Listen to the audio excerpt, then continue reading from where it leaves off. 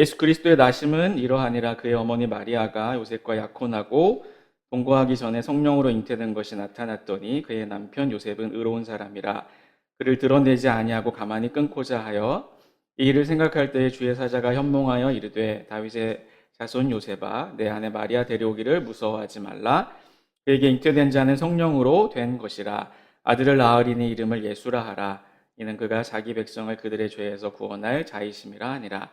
이 모든 일이 된 것은 주께서 선지자로 하신 말씀을 이루려 하심이니 이르시되 보라 처녀가 잉태하여 아들을 낳을 것이요 그의 이름은 임마누엘이라 하리라 하셨으니 이를 번역한즉 하나님이 우리와 함께 계시다 함이라. 요셉이 잠에서 깨어 일어나 주의 사자의 분부대로 행하여 그의 아내를 데려왔으나 아들을 낳기까지 동침하지 아니하더니 다음에 이름을 예수라 하니라. 아멘. 오늘 말씀의 제목은 변해도 변하지 않는다입니다. 뭐가 변해도 뭐가 변하지 않는 것인지 같이 말씀을 통해서 좀 나누면 좋겠어요. 그 주일학교에서 지난 12주 동안 구약 신나는 성경 탐험 구약 편을 했습니다. 그래서 이번 해 그 거의 처음부터 지난주까지 12주 동안 말라기까지 다 창세기부터 말라기까지 다 끝냈어요. 그래서 지난주 마지막 구약 탐험에서 제가 아이들에게 다음과 같은 질문을 했습니다. 여러분들도 한번 이 질문에 답을 해보시면 좋을 것 같은데, 얘들아, 구약 성경 전체의 중심 주제가 뭐라고 생각하니? 너희가 12주 동안 다 배웠는데 그 배운 결과 너희들 생각에 구약 성경 전체가 뭘 얘기하는 것 같아? 라고 물어봤어요. 네, 여러 대답이 나왔는데 여러분들은 어떻게 대답하시겠습니까? 구약 성경 전체의 메시지, 메인 메시지가 뭘까요? 핵심 주제가 뭐라고 생각하세요? 네? 메시아가 올 것이다. 예. 뭐 여러 가지 비슷한 주제 안에서 다른 표현들이 있겠죠. 근데 지난주에 제가 아이들에게 정리해서 했던 문장은 바로 오늘 본문의 제목입니다. 변해도 변하지 않는다. 더 설명하자면 이스라엘은 변해도 하나님은 변하지 않는다. 이것이 구약 성경 전체가 우리 가운데 우리에게 들려주는 메시지다라는 생각을 특별히 이번 12주 동안 아이들과 구약 성경을 나누면서 제 마음 가운데 정리되게 하셨던 본문이었어요. 지난주에 말라기 본문을 제가 아이들한테 설명하면서 눈에 띄었던 구절이 한 구절이 있습니다. 말라기 3장 6절에 보면 이런 구절이 있어요. 나 여호와는 변하지 아니하나니 그러므로 야곱의 자손들아 너희가 소멸되지 아니하느니라. 나 여호와는 변하지 아니하나니 그러므로 야곱의 자손들아 너희가 소멸되지 아니하느니라. 여러분 말라기의 본문이 무엇입니까? 그러니까 하나님이 아브라함을 부르시고 이스라엘을 형성하시고 통일왕국, 분열왕국, 거기서 또 바벨론 포로 70년 이후에 다시 3번에 걸친 귀환, 이것들이 지금 구약 성경에서 다 흐르고 있는데 말라기서는 어떤 말씀이냐면 귀환 이후에 다시 돌아간 이스라엘에게 보내신 선지자가 하는 말씀이었어요. 그리고 말라기서를 끝으로 400년 동안 마태복음의 그 세례요한이 하나님의 선지자로 마지막 선지자로 나오기 전까지 400년의 침묵이 흐르는 것이죠. 그러니까 구약의 말라기 선지자가 활동했던 이 시대는 정말 이스라엘이 완전히 하나님으로부터 변심하고 돌이킨 시대였어요. 이완 70년의 바벨론 포로 생활을 통해서 하나님이 참 하나님이었고 우리가 잘못했구나. 기환을 했어요. 3차에 걸쳐서 기환을 하고 성전도 건축하고 에스라를 통해서 백성들의 마음도 새롭게 하시고 느헤미야를 통해서 성벽까지 다 쌓았지만 얼마 지나지 않아서 이스라엘은 다시 예전으로 돌아가요. 하나님께 바칠 예물을 가장 좋은 것으로 하지 아니하고 흠과 티가 있는 것들을 갖다가 그냥 하나님한테 바치고 성전 제사는 매일 드려지지만 하나님께서 받으실 만한 제사와 삶을 드리지 못하는 그것이 말라기서의 배경인데 완전 막장이거든요. 말라기서를 보면 완전 막장이에요. 오죽하면 하나님이 더 이상 누가 나를 위해서 너희의 성전문을 닫았으면 좋겠다. 나 이렇게 예배 드리지 말게. 가증한 예배를 내가 차마 눈 뜨고 볼 수 없어서 이제는 누가 너희의 성전문을 닫았으면 좋겠다. 이 말라기서에서 하고 있는 메시지인데, 말라기를 끝내시기 전에 하나님이 말라기 선지자에게 하시는 말씀이 뭡니까? 나 여호와는 변하지, 그러므로 야곱의 자손들과 소멸되지. 여러분, 지난주 목사님 말씀처럼 이스라엘의 족보, 오늘 마태복음의 이스라엘 족보가 우리에게 보여주는 것은 무엇이라고 했죠? 철저한 이스라엘의 실패, 철저한 이스라엘의 변심입니다. 변심. 마음이 완전히 돌아섰어요, 하나님으로부터. 400년의 침묵을 깨고 말라기의 예언과 같이 예수님이 약속대로 아브라함과 다윗의 후손으로 이 땅에 오시는 사건을 얘기할 때 이스라엘의 족보가 우리 가운데 보여주는 것은 이스라엘의 완전한 실패라는 것이죠. 도저히 하나님으로부터 사랑받을 만한 어떤 구석이 눈 씻고 찾아봐도 찾을 수 없는 그런 상황 가운데 마태복음이 시작되고 있는 것입니다. 오늘 같이 읽었던 본문에서 예수님의 탄생을 마태는 천사의 말을 인용해서 다음과 같이 해석해 주는데, 21절에 보면 이는 그가 자기 백성을 그들의 죄에서 구원할 자이심이라. 그러니까 그 말라기의 완전 막장 이스라엘의 역사 끝나고 400년의 침묵이 이어지면서 그 침묵을 깨고 한 아이가 태어났는데, 그 하나님께서 보내신 메시아 그 한 아이에 대한 수태고지를 하는 천사의 메시지가 뭐냐면 자기 백성을 그들의 죄에서 구원할 자이심이라 라고 말씀하고, 그의 이름을 임마누엘이라 하리니 번역한즉 하나님이 우리와 함께 계시다 함이라 라고 말씀해주고 있는 거예요.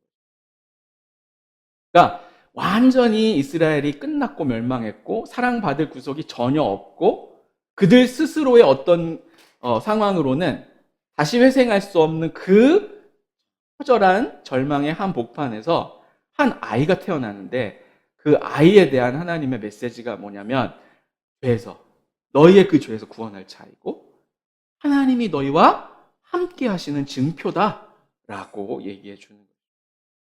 존 스토터라는 사람은 크리스마스 정신, 바로 이 성육신의 정신을 이야기하면서 다음과 같이 얘기해요.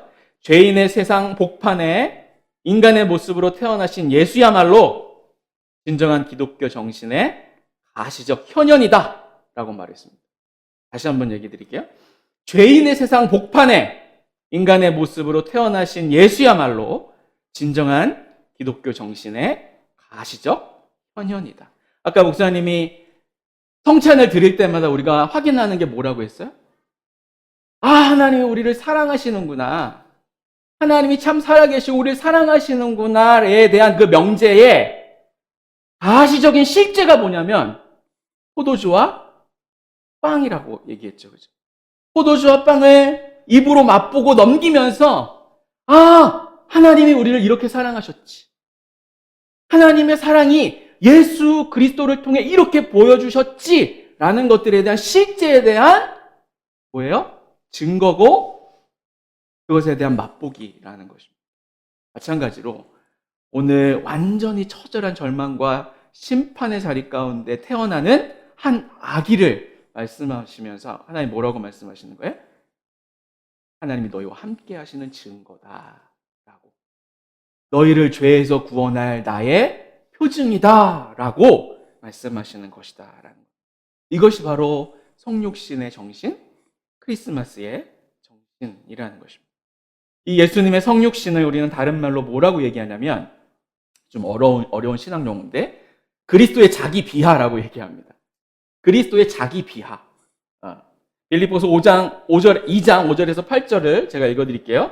너희 안에 이 마음을 품으라. 곧 그리스도 예수의 마음이니 그는 근본 하나님의 본체시나 하나님과 동등됨을 취할 것으로 여기지 아니하시고 오히려 자기를 비워 종의 형체를 가지사 사람들과 같이 되셨고 사람의 모양으로 나타나서 자기를 낮추시고 죽기까지 복종하셨으니 곧 십자가에 죽으심이라.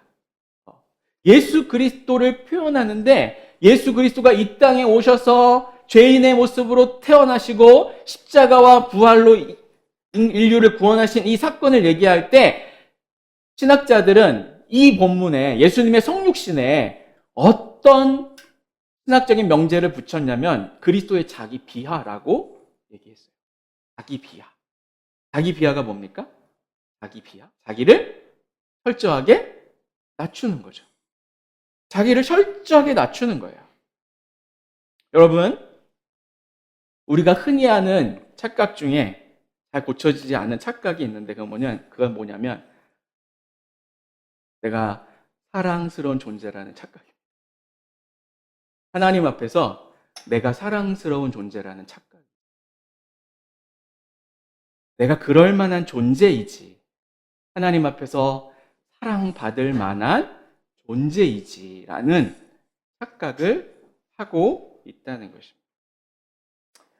아무리 죄된 세상에서 굴러도 그래도 하나님께서 나를 사랑하실 만한, 나와 함께 하실 만한 예쁜 구석이 있겠지라는 자기 자신에 대한 착각이 있어요. 그런데 오늘 빌립보서에 예수님이 이 땅에 오신 사건을 얘기하면서 그리스도의 자기 비하라고 얘기해요. 성육신, 굉장히 멋진 말이지만 성육신의 또 다른 표현은 자기 비하예요. 그리스도 편에서는 자기를 완전히 철저하게 내팽개치시는 자기 부정과 자기 비하의 사건이 바로 이 땅에 오신 성육신의 사건이라는 것입니다. 예수님께서 우리 가운데 우리의 모습으로 오셨다는 것은 가장 비천하고 심판받아 마땅한 그 형벌의 자리에 있는 우리에게로 오셨다는 것입니다. 완전히 실패하여 400년 동안 하나님의 계시를 받지 못한, 이제 소멸당해도 하나님으로부터 내팽겨쳐져도, 그래서 야곱의 자손이 완전히 대가 끊어지고 이 세상에서 존재하지 않게 되는 상황이 도래한다고 하더라도 이상하지 않을 만큼 완전히 하나님으로부터 마음이 변하고 돌이켜진 이스라엘이 바로 우리라는 것입니다. 구약을 통해서 확인했던 사실은 이스라엘이 결코 사랑스러운 존재가 아니라는 것이죠. 그런데 하나님이 그 가운데 오신다는 것입니다. 근데 오시는데 어떻게 오시냐면 우리와 같은 모습으로, 죄인의 모습으로 오셔서 우리와 함께 하신다는 것입니다. 이것은 하나님이 자기를 비하하셔야만 가능한 일이었기에 이 성육신 사건을 그리스도의 자기 비하라고 말하는 것이죠. 우리는 결코 사랑스러운 존재가 아니라는 것입니다. 그런데 놀라운 사실은 우리가 하나님 앞에서 결코 사랑스러운 존재가 아닌데 이 사실이 우리를 완전한 절망으로 몰아가지 않는다는 것입니다. 자, 오히려 형편없는, 그래서 전혀 사랑스럽지 않은 우리를 사랑하셔서 이 사랑 속에서 우리는 완전한 자유를 경험합니다. 완전히 실패해서 사랑할 만한 구석이 전혀 없는데 영광스러운 하나님께 자기를 비하하시고 낮추셔서 우리와 같은 모습으로 오셔서 우리를 사랑하시는, 그죠? 우리를 위해서 죽으시고 부활하시는 그 사건을 통해서 우리가 뭘 경험하냐면 하나님의 사랑 안에서 완전한 자유를 경험하게 되는 것입니다. 이게 어떤 의미가 있냐면 하나님에게 사랑받는 존재가 되려고 발버둥 치지 않아도 되는 자유가 우리 가운데 주어진다. 하나님이 우리를 사랑하실 때, 하나님이 우리를 구원하시기 위해서 이 땅에 오실 때 우리는 이미 어떤 존재였다는 거예요? 완전히 절망스러운 존재였다. 하나님으로부터 사랑받을 만한 어떤 구속도 존재하지 않는 상태에 있을 때 하나님이 우리를 위해서 오셔서 사랑하셨다는 거예요. 우리의 바로 그 모습, 완전히 실패해서 완전히 소멸될 수밖에 없는 그 모습 그대로 사랑하시기 위해 자기를 비하하셔서 우리 가운데 오시는 이 예수 그리스도의 탄생이 우리를 향한 하나님의 온전한 사랑의 증거가 고 하나님의 우리를 향한 이 사랑을 진정으로 이해한다면 이제 더 이상 하나님 앞에서 사랑받기 위해서 발버둥치지 않아도 돼요. 우리는 끊임없이 누군가에게 사랑받기 위해서 발버둥쳐요. 결혼한 부부 사이에서도 끊임없이 있어요. 그죠? 사랑받기 위해서 내가 이렇게 하지 않으면 사랑받지 못할 것 같은, 버림받을 것 같은 그 죄인의 마음이 있어요. 근데 하나님이 우리를 사랑하시는 그 시점을 거슬러 올라가 보면 하나님 앞에서는 우리가 더 이상 그분의 사랑을 받아내기 위해서 몸부림치지 않아도 되는 사랑 안에 참 자유를 경험하게 된다는. 우리는 날마다 이 사랑 속에서 나 자신과 하나님을 알아가야 한다는 것이죠. 그리고 그 사랑 속에서 타인을 바라보는 데까지 또 나아가야 합니다.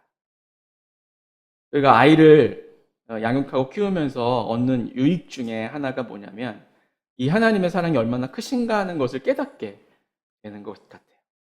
아이들을 키우다 보면 주일날 여러분 일주일에 한 번 보니까 세린이 너무 예쁘죠? 세린이 정말 예쁜데, 그죠? 막 유은이, 은설이, 지유, 온유 막 왔다 갔다 하면 허우 일주일 새 벌써 컸네. 너무 사랑스럽죠? 막 한마디만 하도 야, 너 벌써 네가 이렇게 말을 하니? 벌써 네가 이런 생각을 하니? 막 좋은 모습만 다 보이잖아요. 그죠? 그러나 아이를 키우다 보면 정말 사랑스럽지 않은 아이들의 연약한 모습이 드러날 때가 있어요. 그러면 그런 모습, 아이들의 모습 속에서 무엇이 오버랩되냐면 나의 모습이 이렇게 하나님 앞에서 나의 모습이 오버랩이 돼요. 하나님 앞에서 나도 이런 존재겠구나. 육아를 통해 그런 우리를 하나님이 어떻게 대하시는지가 위대하게 느껴지는 거예요. 내 속에서 그죠? 너무나 사랑스러운 그 아이조차도, 그죠? 내 어떤 의도와 마음에 조금이라도 이렇게 벗어나는 행동을 할 때 내 마음이 그 아이를 향해서 사랑스럽지 않은 감정이 올라와요. 그래서 어떻게든 사랑하는데 어떻게 사랑하기 원하냐면 요거는 좀 고쳐서 사랑했으면 좋겠다고 이렇게. 너무나 많아요. 요것만 고치면 이거 100점짜리인데 요것만 한번. 그래서 그 긴장 속에서 아이와 대치도 하기도 하고 때리기도 하고 또 말다툼을 하기도 하고 여러 가지 나름 사랑을 위한, 그래서 이 사람이 더 나은 존재가, 이 아이가 더 나은 존재로 자라가도록 돕기 위한 여러 가지 시도를 하죠. 근데 그런 아이를 대하면서 느끼는 것은 하나님은 나를 이렇게 사랑하시지 않는구나라는 생각들을 하는 것이죠. 하나님은 너 이거 다 좋은데 이것만 더 바뀌면 좋을 것 같아. 이렇게 어떤 조건적으로 우리를 사랑하시는 것이 아니라 내 한계와 깊은 절망 속에 있을 때 그 절망보다 큰 사랑으로 오셔서 나의 모든 절망을 다 덮고도 남음이 있는 사랑으로 우리를 완전히 압도하시는, 이스라엘의 수천 년 동안 하나님의 율법 앞에 살도록 독려하고 선지자도 보내고 여러 방법들로, 때로는 포로 잡혀갔기도 했던 기적적인 방법으로 70년 만에 예언대로 돌이키기도 하고 수많은 기적과 이사와 하나님의 마음을 표현하는 선지자들의 메시지를 통해서 이스라엘에게 그렇게 설명하셔도 변하지 않는 이스라엘 앞에서 하나님은 호세아 선지자에게는 어떻게 하십니까? 이 하나님의 우리를 향한 사랑을 보여주시기 위해서 가서 상력 같은 고멜을 아내로 삼으라는 거예요. 호세아에게. 근데 왜 그럴까요? 우리를 향한, 이스라엘을 향한 하나님의 사랑이 그것과 같다는 것들을 보여주시는 거예요. 인간의 부모가 절대 따라할 수 없는 그 사랑이 바로 이 지점. 우리가 어떤 절망과 실패와 사랑스럽지 않은 모습으로 가시돋친 그죠? 생각으로 하나님께 대적하고 하나님을 배척하고 등지고 하나님을 피하여 하나님이 나를 못 쫓아오시도록 가장 깊은 절망과 어둠 속으로 도망칠 때에도 하나님은 자기를 비하하셔서 우리의 가장 깊은 절망 그 자리에 찾아오신 하나님의, 우리가 이 사랑 속에 깊이 절여질 때 비로소 진정한 성도의 삶을 살 수 있습니다. 비로소 진정으로 하나님을 기뻐하고 비로소 진정으로 하나님을 사랑하고 비로소 진정으로 하나님을 예배하고 또 나에게 주신 제들을 사랑할 수 있고. 여러분 기억하십시오. 변해도 무엇이 하나님의, 우리는 변해도 하나님은 변하지. 우리는 하나님을 피해 달아나지만 하나님은 우리의 그 절망의 자리에 찾아오셔서 끝까지 우리와 함께 하시는 분이십니다. 시편 139편 7절에서 10절을 제가 읽어드리겠습니다. 한번 들어보십시오. 내가 주의 영을 떠나 어디로 가며 주의 앞에서 어디로 피하리이까? 내가 하늘에 올라갈지라도 거기 계시며 스올에 내 자리를 펼지라도 거기 계시니이다. 내가 새벽 날개를 치며 바다 끝에 가서 거주할지라도 거기서도 주의 손이 나를 인도하시며 오른손이 나를 드시리이다. 결론을 맺겠습니다. 옛날에 어느 의미 있는 통계 자료를 한번 본 적이 있습니다. 미국의 할렘가에서 성공을 이루어냈던 사람들의 공통점을 조사한 통계 중에 제가 가장 의미 있게 다가왔던 항목이 바로 이 항목이었어요. 완전히 혼자 이렇게 일어설 수 없는 할렘가에서 태어나고 자란 사람이 성공을 이루었는데 공통점 중에 하나가 그를 끝까지 믿어주고 지지해준 사람이 적어도 한 명은 있었다는 통계가 있더라고요. 끝까지 지지해주고 믿어줬다. 부모든 할머니든 할아버지든 친구건 연인이건 누구 한 명은 할렘가에서 태어나고 자란 그 사람을 끝까지 지지해주고 믿어줬던 한 사람이 있었던 사람들이 공통적으로 할렘가에서 빠져나와서 성공했던 사람들. 우리의 삶에도 변해도 변하지 않는 한 분이 계십니다. 우리가 어떤 삶의 자리로 도망가 소멸될 두려움에 처할지라도 거기까지 찾아오셔서 우리와 함께 하시는 임마누엘의 하나님이 여러분과 제게 그 사랑으로 여러분 자신을 하나님 앞에서 사랑받기 위해 더 이상 발버둥 치지 않아도 된다는 이 사랑 앞에서 자유를 소망합니다. 있는 모습 그대로 우리를 사랑하신 하나님의 사랑 안에서 큰 자유를 소망하고 그 사랑으로 우리의 가족들을 바라보고 그 사랑으로 우리 애들을 끝까지 지지해주는 그 단 한 사람이 바로 여러분과 제가 되었습니다. 우리의 자녀들이 그리고 이 가운데 함께 모여 예배하는 여러분들이 이 절절한 하나님의 사랑을 깊이 함께 찬양하겠습니다.